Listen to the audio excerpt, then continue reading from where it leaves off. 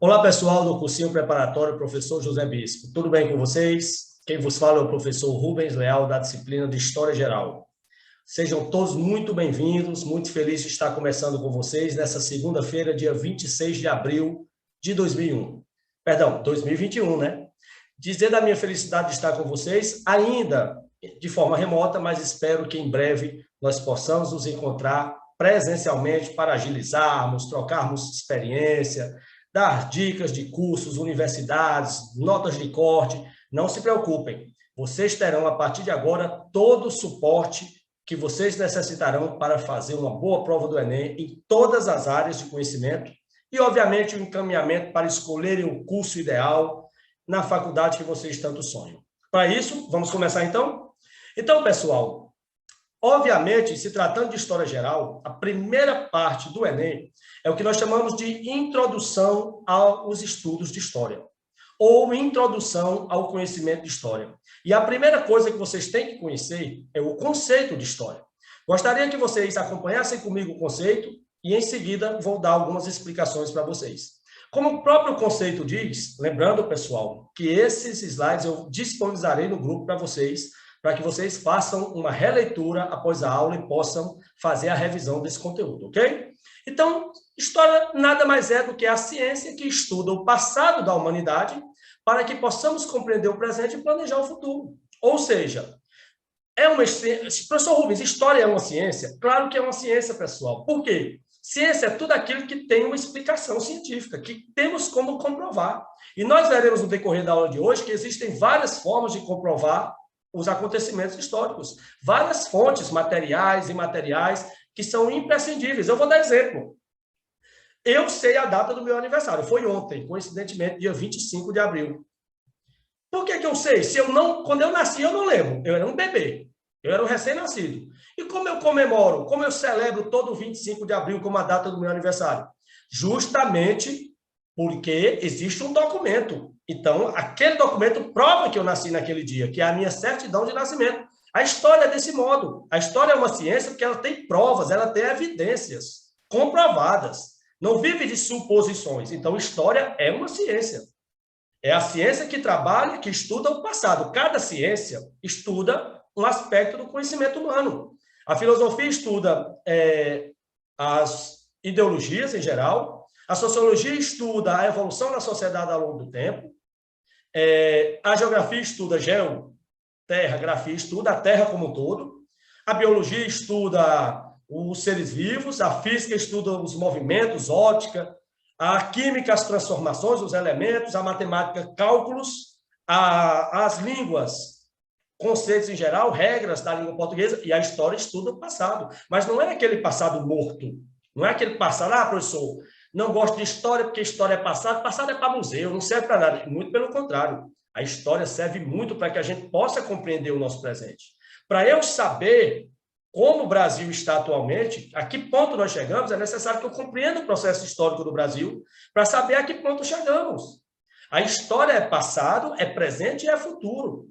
Se eu tiver contato direto com vocês e você me contar um pouco do seu passado, da sua história, eu vou entender o seu presente e vou projetar o seu futuro. Se você realmente vai se tornar um grande universitário, um grande profissional, depende muito do que você construiu até aqui. Então, história é imprescindível. Quando você pega um álbum de família, por exemplo, para ver acontecimentos que estão registrados ali, acontecimentos importantes, casamentos, batizados, você faz um retorno ao passado. Faz uma volta. Então, a história ela é presente no nosso cotidiano, no nosso dia a dia. E a história tem ciências auxiliares, pessoal. As três principais ciências auxiliares da história são a arqueologia, todos vocês conhecem. A arqueologia é a ciência que trabalha com pesquisas, escavações, que encontra fósseis. Vocês desculpem, eu sempre passando a mão no nariz, é por causa da máscara, né? Incomoda. Acabei de tirar a máscara porque eu estava em outra aula, né? Presencial, então vai criando aquele incômodo. Mas vamos seguir. A arqueologia, o trabalho do arqueólogo, ele é imprescindível para o estudo do passado, porque o arqueólogo ele trabalha com escavações, com a descoberta de fósseis, restos, corpos humanos, ossadas de animais, objetos, vasos, urnas fúnebres, sarcófagos. Então, o trabalho do arqueólogo é de ir encontrando, através de processos de escavação, peças e montando quebra-cabeças, né? Hoje você vai ao Museu de Arqueologia, você vai encontrar vários fósseis. Eles vão encontrando pedaços por pedaços e vão retirando ali vagarosamente para não quebrar, para fazer a junção. Graças aos arqueólogos, nós descobrimos, por exemplo, que existiram dinossauros. Os dinossauros não são contemporâneos ao homem. O homem surgiu bem depois da extinção dos dinossauros. E como nós sabemos, então, que os dinossauros existiram? Se nós não convivemos com eles?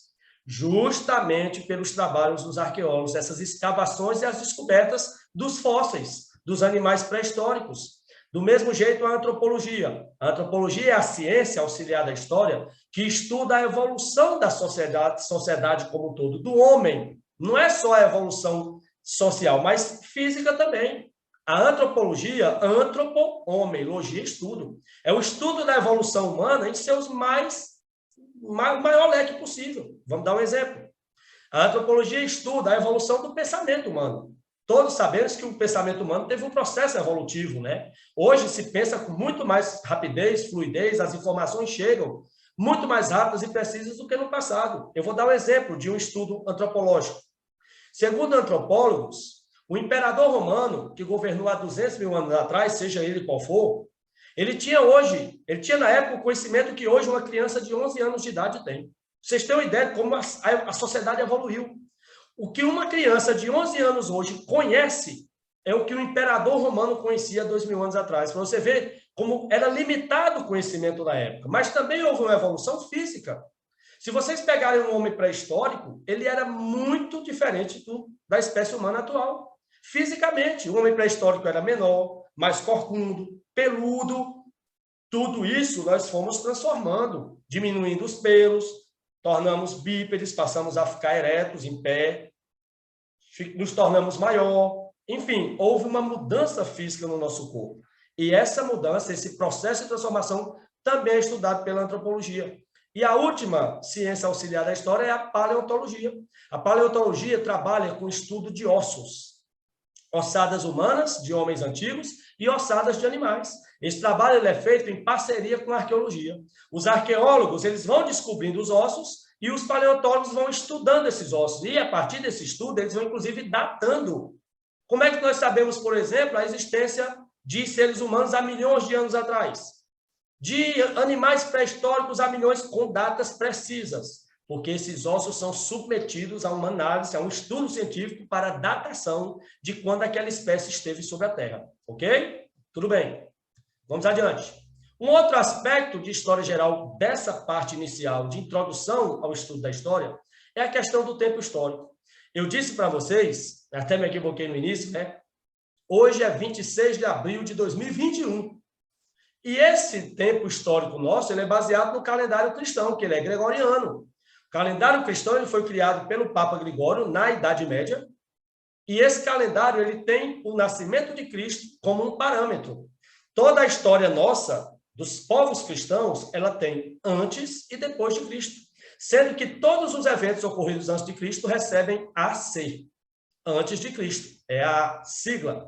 E todos os eventos ocorridos após o nascimento de Cristo, você pode colocar DC, depois de Cristo, ou simplesmente omitir. Se você omite, já se subentende que é posterior a Cristo. O calendário cristão, que é usado pela maior parte dos países do mundo, ele é baseado no nascimento de Cristo. É o calendário mais utilizado.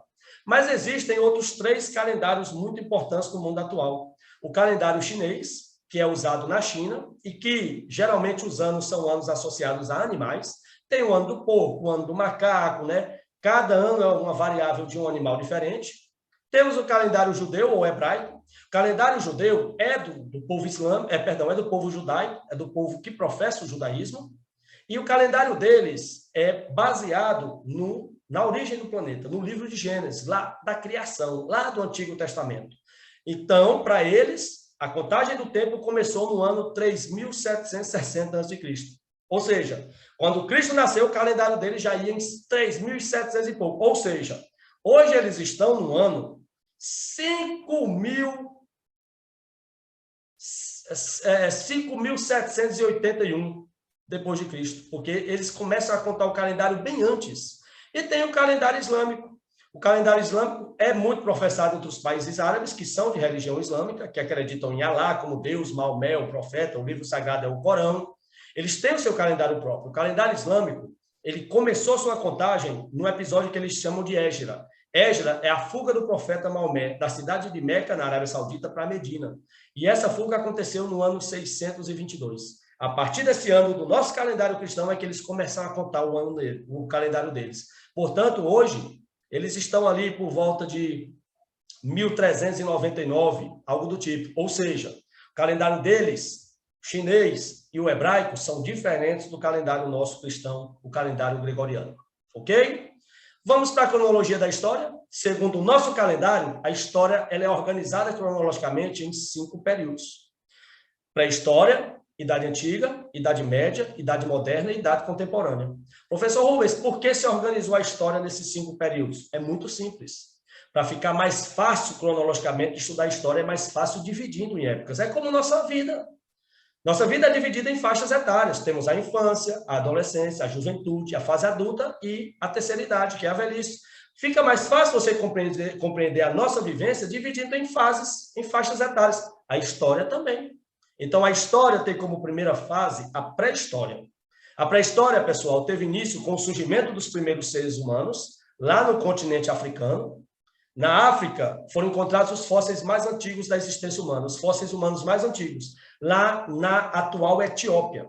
Esse fóssil ele remonta de 4 milhões e 200 mil anos antes de Cristo. Foi uma mulher, que os arqueólogos batizaram de Lucy. Então, há cerca de 4 milhões e 200 mil anos antes de Cristo, surgiram os homens e com eles inicia a pré-história. E a pré-história vai até a invenção da escrita, há cerca de 3.500 anos antes de Cristo. Lembrando que a escrita ela foi inventada, ela não foi descoberta. Na história existe uma diferença. Descobrir é encontrar algo que já existe. Inventar é criar algo novo e a escrita ela foi inventada. Professor Rubens, quem inventou a escrita? Que povo? Os povos sumérios, o primeiro povo da Mesopotâmia. Isso nós trataremos na próxima semana. Eles inventaram a primeira escrita e, a partir daí, finalizou a pré-história e teve início a Idade Antiga. Se vocês perceberem, o evento que finaliza um período começa exatamente o seguinte. O término da pré-história é a invenção da escrita, é justamente o início da Idade Antiga. Invenção da escrita. E a Idade Antiga, pessoal, nós estudaremos 7 povos. 5 civilizações orientais, Mesopotâmia, Egito, fenícios, hebreus e persas, e 2 civilizações clássicas, Grécia e Roma, nas próximas semanas. Então, a Idade Antiga, que tem esses 7 povos, essas 7 grandes civilizações, ela vai desde a invenção da escrita, cerca de 3.500 a.C., até a queda do Império Romano do Ocidente, em 476. Perceba, depois de Cristo eu posso usar DC ou simplesmente omitir, que a gente sabe que é depois de Cristo. A Idade Média tem início justamente com a queda do Império Romano do Ocidente. Como eu disse, o fim de um período inicia o outro. E a Idade Média durou cerca de 1.000 anos. Foi até 1453, com a tomada da cidade de Constantinopla pelos povos invasores, os turcos otomanos. Esse episódio vai iniciar a Idade Moderna. A Idade Moderna tem início com a tomada de Constantinopla pelos turcos otomanos e se encerra com a Revolução Francesa em 1789. E, finalmente, chegamos ao 5º e último período, que é o que nós estamos vivenciando até hoje. A Revolução Francesa dá início à Idade Contemporânea e vai até os nossos dias. Se você perceber, é a única que não tem um fim, um término. Então, são esses os 5 períodos cronológicos da história. Pré-história, Idade Antiga, Idade Média, Idade Moderna e Idade Contemporânea. Vamos para um outro conceito importante na introdução ao conhecimento histórico? Fato histórico. Professor Rubens, o que configura o fato histórico? Todo acontecimento de relevância, que se destaca dos demais. É o que vai para o livro de história. Vocês imaginam, pessoal, se o historiador fosse colocar nos livros de história, tudo que já aconteceu no mundo, não ia caber, não ia ter livro que coubesse. Então, o que é que se coloca nos livros de história? Só os fatos históricos, os acontecimentos mais relevantes. Se eu lhe perguntar nesse momento por alguns fatos históricos, já remete à sua cabeça. Nascimento de Cristo, invenção da escrita, descoberta do Brasil, proclamação da República, a independência, o suicídio de Getúlio Vargas. São fatos históricos. Fatos históricos são aqueles fatos importantes. O atentado de 11 de setembro de 2001, lá nos Estados Unidos. Primeira Guerra Mundial, Segunda Guerra Mundial, Guerra Fria, Revolução Russa. Tudo isso são fatos históricos, todos eles são registrados nos livros, porque se destacam, têm relevância. E esses fatos são resultados da ação dos sujeitos da história, que são os homens, que são as personagens ao longo do tempo. Quando se fala, por exemplo, de chegada dos portugueses ao Brasil, a gente se associa a Pedro Álvares Cabral. Proclamação da Independência do Brasil, Dom Pedro I.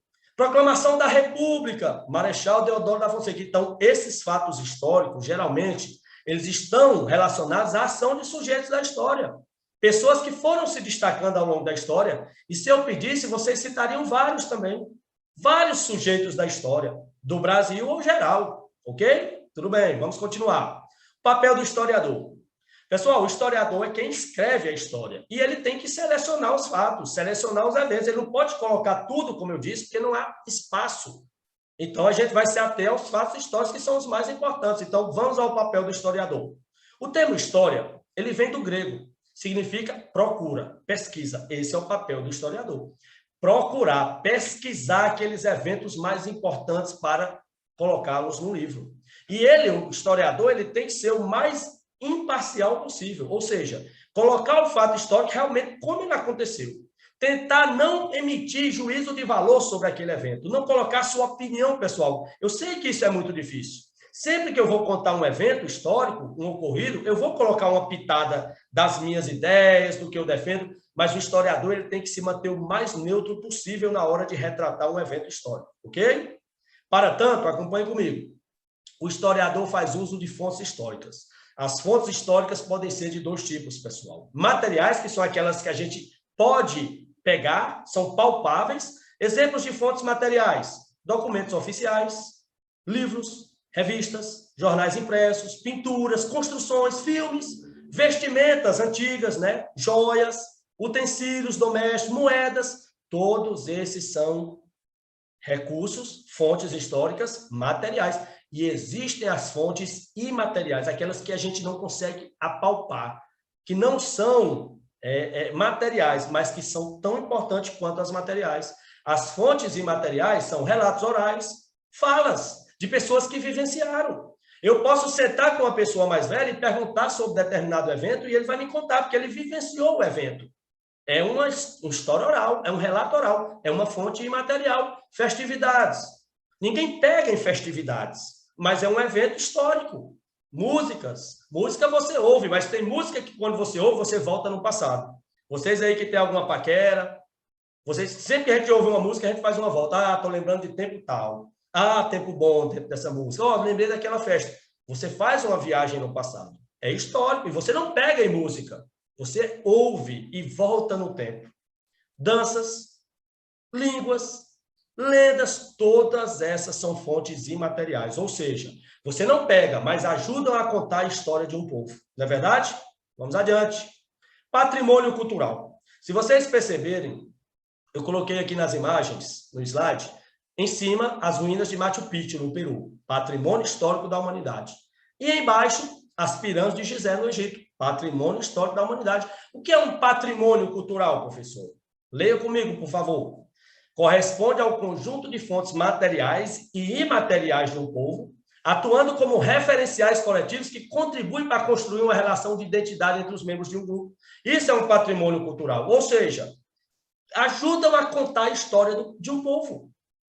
Patrimônio histórico é aquilo que é comum àquele povo. Pode ser um prato típico, pode ser uma dança. Eu vou dar um exemplo. O frevo. O frevo é um patrimônio cultural do povo pernambucano. Porque quando se fala de frevo, a gente já associa a Recife e Olinda, ao carnaval de Recife e Olinda. Quando se fala, por exemplo, de determinados alimentos que são da culinária mineira, pão de queijo, por exemplo, é patrimônio cultural do povo mineiro. Porque você já remete a Minas Gerais quando você trata desse tipo de alimento. Ou a feijoada, que a gente remete aos negros. Ou seja, tudo isso é patrimônio cultural. E existem dois órgãos que são responsáveis pelo processo de tombamento e preservação dos patrimônios. A Unesco, que é o Fundo das Nações Unidas para Educação, Ciência e Cultura, e o IPHAN, que é o Instituto do Patrimônio Histórico. Esses dois organismos, eles fazem o processo de tombamento. Perceba que tombamento está entre aspas. Tombar algo é tornar um patrimônio histórico, uma área de preservação. Ou seja, se a Unesco, se o IPHAN tomba uma área, aquela área não pode mais ser tocada. Ela só pode ser reformada mantendo os padrões estéticos. Por exemplo, casarões coloniais. Existem casarões coloniais tombados pelo IPHAN. Em São Luís, no Maranhão, em Salvador, na Bahia, em Ouro Preto, em Minas Gerais. Esses casarões, eles não podem ser derrubados, construir um prédio novo, não. Eles têm que ser reformados, mantendo a mesma estrutura do período colonial, porque são patrimônios culturais do povo brasileiro, ok? Esses patrimônios existem no mundo todo. Vamos adiante. Pré-história. Vamos tratar hoje também da pré-história, que é a primeira etapa da existência humana e a mais longa, né? A pré-história, pessoal, é todo o período compreendido desde a origem do homem, há cerca de 4 milhões e 200 mil anos atrás, até a invenção da escrita, cerca de 3.500 a.C. Nós vimos isso. Esse período longo, ele primeiro gera uma polêmica, e isso fica por conta de vocês. Eu tenho apenas que mostrar para vocês, eu não vou tomar juízo de valor. Mas vocês sabem que, quanto à origem do homem, existem duas teorias. Existe a teoria criacionista, o criacionismo, ele é bíblico. Então, vocês que são religiosos, vocês podem acreditar no criacionismo. O criacionismo está explícito lá no livro de Gênesis, o primeiro livro do Antigo Testamento, o livro da criação. Gênesis significa criação. Inclusive, a novela da Record agora trata disso. E o que diz a teoria criacionista sobre a origem humana? Que Deus construiu o mundo, todo o sistema, o universo, e no último dia construiu ali, criou o homem, sua imagem e semelhança, do pó, e adormeceu o homem, vendo que ele estava sozinho, triste, adormeceu, extraiu uma costela e fez a mulher, Adão e Eva, que foram jogados no jardim do Éden, cometeram um pecado e foram expulsos do jardim do Éden, e aí deu início à humanidade. Tudo isso estava contido no livro de Gênesis, no Antigo Testamento. É a teoria do criacionismo, é a teoria bíblica. Mas existe uma outra teoria, a teoria científica do evolucionismo, que está no livro sobre a teoria da evolução das espécies de Charles Darwin, lançado em meados do século XIX.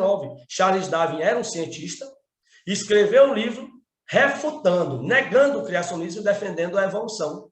Segundo Darwin, o homem evoluiu a partir de micro-organismos. Quando a Terra surgiu, não era nada, aí começaram a chover, juntar água, surgiram os micro-organismos na água. Esses micro-organismos, ao decorrer de milhões de anos, foram evoluindo até chegar no ser humano. Por isso, é evolucionismo. Então, você que acha que o criacionismo é uma teoria absurda, o evolucionismo não é menos absurdo, não. Você se olhar no espelho e achar que você evoluiu de micro-organismos, né? De bactérias, de parasitas, e chegamos a essa organização humana, o corpo humano, essa máquina perfeita. Então, o evolucionismo também tem suas falhas, também, enfim, vocês sabem. Eu não estou aqui para dizer qual é a correta, cabe a vocês acreditarem na que vocês acharem mais plausível, ok? Tudo bem. Vocês sabem que a pré-história é dividida em três fases. Paleolítico, ou Idade da Pedra Lascada, que é a mais longa fase da pré-história. Neolítico, ou Idade da Pedra Polida, e a Idade dos Metais. Vamos começar pelo Paleolítico, que é o primeiro momento da pré-história, primeiro momento da existência humana. No Paleolítico, que é o maior, o mais longo período da pré-história, o homem vivenciou todos os seus estágios evolutivos. Nós não surgimos como nós somos hoje, nós evoluímos ao longo do tempo. Basta você ver imagens em livros de homens pré-históricos. Claro que não existe imagem real, são pinturas, são feitas, mas ali remonta mais ou menos como eram realmente os homens pré-históricos. A primeira espécie humana foi a dos hominídeos, os australopithecus. Eram homens curvados, pequenos, andavam de 4 pés, tinham dificuldade de locomoção, não iam a lugares distantes, e aí nós evoluímos para a segunda espécie, o Homo habilis. Habilis é porque ele começou a desenvolver a habilidade com as mãos. Ele começou a usar as mãos para se pendurar em árvores, para extrair frutos, cavar e procurar raízes, atirar pedras e lanças em animais. Ele começou a ter habilidade com as mãos. É a segunda espécie, o Homo habilis, que evoluiu para a terceira espécie, o Homo erectus, quando ele fica em pé. Ele liberta totalmente as mãos do chão e fica bípede, ereto, erectus, ereto é em pé, como nós somos hoje. O quarto processo evolutivo foi o homem neandertalensis, o homem de Neandertal. Eu explico. Essas três primeiras espécies, Australopithecus, que são os primeiros hominídeos, Homo habilis e Homo erectus, só existiram basicamente no continente africano, que é o berço do homem, foi onde o homem surgiu. O Homo neanderthalensis é a primeira espécie encontrada fora da África. Ela foi encontrada na Europa. Isso é sinal que o homem ele começou a deslocar-se por longas distâncias. E, finalmente, o Homo sapiens sapiens, que é a espécie do homem moderno, que é a nossa espécie. O homem que sabe, o homem que tem a linguagem para repassar o conhecimento e que tem o conhecimento. Nós pensamos para depois agir. Nós raciocinamos. E isso nos distingue dos outros animais. O conhecimento, o raciocínio, o Homo sapiens sapiens é a espécie atual, é a mais recente da evolução do ser humano. Todo esse processo evolutivo é do período paleolítico. Australopithecus, Homo habilis, Homo erectus, Homo neanderthalensis e o Homo sapiens, ou Homo sapiens sapiens, ok? Continuando no período paleolítico, como ele vivia, professor? Como vivia o homem no período mais antigo de sua existência? A vida era nômade, ou seja, o homem ele vivia mudando de lugar, de região para região. Eles viviam em bandos e se deslocando de uma área para outra, ele não se fixava. Nômade é quem não tem lugar fixo. E geralmente ele fazia isso porque ele era dependente da natureza. É muito simples. Chegava um bando numa área, aí eles começavam a se alimentar. Frutos, raízes, caça, pesca. Só que com o passar do tempo, começava a ficar difícil encontrar esses alimentos. Aí eles iam embora. Eles iam para outras áreas. Como eles dependiam do que a natureza dava, quando começava a ficar difícil, quando começava a ficar escasso o alimento, eles mudavam para outra área. Isso é nomadismo. Outra característica do homem no paleolítico é que eles eram organizados em bandos. Por quê? Para enfrentar animais ferozes, para enfrentar as feras. Então, eles viviam em bandos para eles poderem se proteger coletivamente, igual a nós. Se você sair sozinho na rua depois de 10 da noite, você é uma vítima, uma presa fácil dos criminosos, dos assaltantes. Mas se você andar num grupo, aí o criminoso ele vai pensar 10 vezes antes de parar o grupo, porque são muitas pessoas. Há uma proteção, por isso que as pessoas, geralmente, à noite, procuram não andar desacompanhadas, em grupos, para afastar possíveis ataques. Naquela época, viver em bandos era uma forma de se proteger contra animais ferozes, né? Habitavam as cavernas. Por que o homem habitava as cavernas? Justamente porque ele vivia mudando de uma área para outra. Então, ele não precisava construir uma choupana, uma barraca, uma casa. Se ele não ia ficar muito tempo naquela área, para que ele ia construir uma residência? Então, ele habitava as cavernas, não tinha mais alimento depois de um tempo, eles iam embora. Procuravam outra área, habitavam outras cavernas, ficavam ali por mais de um tempo. E é justamente nessas cavernas onde eles faziam suas pinturas rupestres. Pinturas em paredes das cavernas que hoje constituem sítios arqueológicos. Muitas dessas pinturas nós encontramos na Serra da Capivara, aqui no sul do Piauí. E quando eu coloquei aqui coletivismo, o modo de vida do homem no Paleolítico era coletivista, ou seja, o que um homem conseguia com a caça, com a pesca, com a coleta de frutos e raízes, ele dividia entre todos os membros do bando. Tudo que era conquistado na natureza era dividido para todos. Não havia desigualdade social, era tudo coletivizado, tudo dividido para todos. No Paleolítico, o homem desenvolveu o fogo, e o fogo foi importantíssimo. Por quê? O fogo proporcionou ao homem no Paleolítico, primeiro, cozinhar os alimentos. Segundo, aquecer-se do frio à noite, né? Terceiro, iluminar a noite. E quarto, espantar animais ferozes. O fogo passou a ser usado para esses 4 motivos, né? Cozinhar, aquecer-se do frio, iluminar a noite e espantar animais ferozes. E é nesse período paleolítico que o homem desenvolve suas primeiras rotas migratórias para outros continentes, ou seja, ele começa a se deslocar. Como ele era nômade, ele saiu da África, foi para a Europa, para a Ásia, para a Oceania e chegou aqui na América, ok? Vamos para a segunda fase da pré-história, o Neolítico, a Idade da Pedra Polida, quando já há um avanço da existência humana. No Neolítico, que ocorre por volta de 10.000 a.C., ocorre a Revolução Neolítica. A Revolução Neolítica, pessoal, são esses pontos que eu coloquei aqui. Revolução é uma grande transformação na existência humana. O homem torna-se sedentário, ou seja, ele fixa-se, ele para de ser nômade, de ficar mudando de uma área para outra. Por que ele se torna sedentário? Por que ele estabelece um lugar fixo para morar? Porque agora, segundo tópico, ele passa a praticar a agricultura e o pastoreio, a criação de animais. Ele passa a intervir na natureza. Ele não depende mais dos produtos que a natureza dá. Ele mesmo planta seus produtos. Ele mesmo passa a criar animais para consumo. Então, ele não precisa mais estar mudando. Ele se torna sedentário. Outra característica do Neolítico é que o homem desenvolve duas técnicas novas. A cerâmica, para fazer objetos, vasos de barro, para guardar os alimentos colhidos no campo, e a tecelagem. O homem começa a fazer suas próprias roupas. Antes, o homem usava peles de animais para se cobrir. Agora ele passa a plantar o algodão e a colher a lã extraída das ovelhas e fazer o seu próprio tecido, sua própria roupa. É a técnica da tecelagem. Também no Neolítico surgem as primeiras vilas. Claro, se o homem se torna sedentário, se ele passa a ter lugar fixo, ele chega numa área, constrói ali sua casinha, cerca uma área, começa a plantar. É o seu roçado, sua roça. Outro chega, constrói sua casinha, cerca uma área, seu roçado. Daqui a pouco surgem as primeiras vilas. Essas vilas crescem, se tornam cidades e se tornam as grandes civilizações. Mesopotâmia, Egito, Fenícia, Hebreus, Persas, Grécia, Roma Antiga. As grandes civilizações começaram a se originar no Neolítico. E no Neolítico surge a propriedade privada, é o que eu acabei de dizer. Você chega, constrói sua casinha, cerca uma área, tudo que você plantar ali é seu. Surge a propriedade privada, isso é meu, o que eu produzi aqui é meu. Surge assim também a desigualdade social, começam a haver os mais ricos, os mais pobres, os que produziam mais ficavam mais ricos, os que produziam mais eram mais empobrecidos. Surgem também os estados e as leis para regulamentar as relações, já que agora haviam ricos e pobres, para evitar assassinatos, roubos, furtos, era necessário o surgimento do Estado e a criação de leis. O primeiro Código de Leis caiu recentemente no Enem, o Código de Hammurabi, né? Princípio de Talhão, olho por olho, dente por dente. Do modo que você cometia o crime, você pagava a sua pena, ok? E, finalmente, para nós concluirmos a nossa aula de hoje, a última fase da pré-história, que é a Idade dos Metais. Ela é a fase mais curta, ela durou apenas de 4.000 a 3.500 a.C. São 500 anos. Não esqueça, antes de Cristo, o calendário ele é decrescivo, ele é decrescente, ele é regressivo. Então, o Paleolítico ele durou de 4.200.000 anos, quando surgiram os primeiros homens, até 10.000 a.C. O Neolítico durou de 10.000 a 4.000 a.C. E a Idade dos Metais de 4.000 a 3.500 a.C. Por que a Idade dos Metais?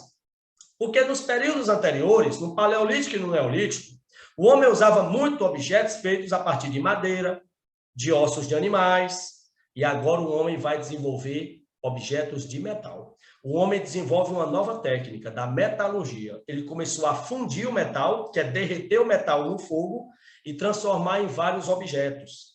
Objetos cortantes como facas, lanças, machadinhas, foices, até objetos de guerras, como escudos, espadas, armaduras, né? Tudo isso começou a ser feito a partir do metal. E esses foram os 3 primeiros metais que foram utilizados para a produção desses objetos: o cobre e, posteriormente, o bronze e o ferro. Finalmente, em 3.500 a.C., o homem inventa a escrita. Como eu disse, os povos sumérios, o primeiro povo da Mesopotâmia. E com a invenção da escrita, finaliza-se a pré-história e tem início a Idade Antiga. Mas aí é assunto para a nossa próxima aula. Espero que tenham gostado. É uma gama de informações. Qualquer coisa, revejam a aula. Vou disponibilizar os slides para vocês no grupo, para vocês fazerem uma releitura e irem relembrando da aula. Finalizando a releitura dos slides e seguindo essa sequência, você terá feito a revisão e terá guardado uma gama de conteúdos sobre a introdução ao ensino da história e a pré-história. Próxima semana trabalharemos as 5 civilizações da Antiguidade Oriental: Egito, Mesopotâmia, Fenícios, Hebreus e Persas. Até lá, um forte abraço, se cuidem e fiquem com Deus.